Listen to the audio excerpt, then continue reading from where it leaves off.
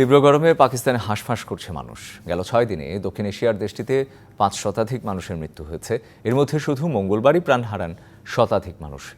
তীব্র তাপপ্রবাহ আগামী সপ্তাহ জুড়ে চলবে বলে জানিয়েছে আবহাওয়া কর্মকর্তারা। পাকিস্তানের দক্ষিণাঞ্চলে তাপমাত্রা বৃদ্ধির সাথে সাথে বাড়ছে মৃতের সংখ্যা।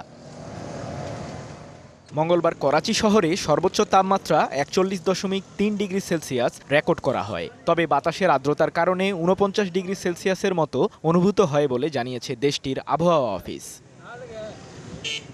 বেসরকারি সংগঠন ইদি ফাউন্ডেশন গেল 6 দিনে তীব্র গরমে মারা যাওয়া 568 জনের মরদেহ হাসপাতালের মর্গে পাঠানোর কথা জানিয়েছে। বিবিসি জানাচ্ছে এর মধ্যে মঙ্গলবারই মারা গেছেন 141 জন। তবে এদের সবাই গরমে মারা গেছেন এখনই তা নিশ্চিত করতে নারাজ দেশটির স্বাস্থ্য বিভাগ। নগদের কাছে সব গ্রাহকই প্রিয়, তাই তো সারা দেশে ক্যাশ আউট চার্জ সবচেয়ে কম। করাচির সিভিল হাসপাতাল কর্তৃপক্ষ জানিয়েছে গেল রবিবার থেকে বুধবার হিট স্ট্রোকে আক্রান্ত হয়ে ভর্তি হয়েছে 267 জন। চিকিৎসা নেয়াদের বেশিরভাগ বৃদ্ধ ও মধ্যবয়স্ক। এছাড়া বড় অংশেরই ছিল বমি, ডায়রিয়া ও জ্বর সহ নানা উপসর্গ।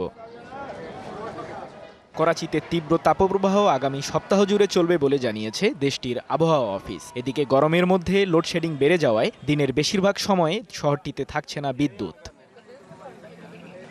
পাকিস্তানের আরও বেশ কয়েকটি অঞ্চলের ওপর দিয়ে তীব্র তাপপ্রবাহ বয়ে যাচ্ছে। গেল মাসে সিন্ধ প্রদেশে 52.2 ডিগ্রি সেলসিয়াস তাপমাত্রা রেকর্ড করা হয়। খোলা আকাশের নিচে কাজ করা মানুষদের পর্যাপ্ত পানি পান ও ঢিলেঢালা পোশাক পরার পরামর্শ দিয়েছে পাকিস্তানের স্বাস্থ্য বিভাগ। সৃজন মাহমুদ, ডিবিসি নিউজ ডেস্ক।